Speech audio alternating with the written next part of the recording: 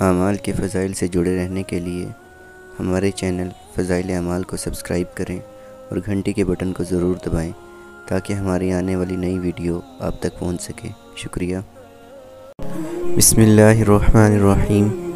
فضائل اعمال کے صفحہ نمبر 220 پر یہ حدیث ہے۔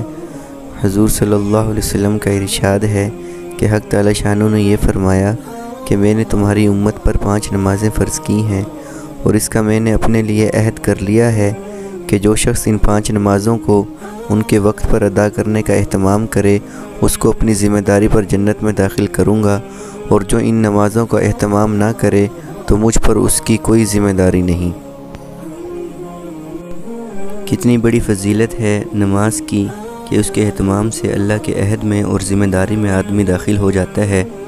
ہم دیکھتے ہیں کہ کوئی معمولی سا حاکم یا دولت مند کسی شخص کو اطمینان دلا دے یا کسی مطالبے کا ذمہ دار ہو جائے یا کسی قسم کی ضمانت کر لے تو وہ کتنا مطمئن اور خوش ہوتا ہے، اور اس حاکم کا کس قدر احسان مند اور گرویدہ بندہ بن جاتا ہے۔ یہاں ایک معمولی عبادت پر جس میں کچھ مشقت بھی نہیں ہے، مالک الملک دو جہاں کا بادشاہ عہد کرتا ہے، پھر بھی لوگ اس چیز سے غفلت اور لاپرواہی کرتے ہیں۔ اس میں کسی کا کیا نقصان ہے؟ اپنی ہی کم نصیبی اور اپنا ہی ضرر ہے۔ ویڈیو اچھی لگے تو لائک اور شیئر ضرور کریں تاکہ دوسرے دوستوں کی بھی اصلاح ہو سکے، شاید ہماری بخشش کا ذریعہ بن سکے۔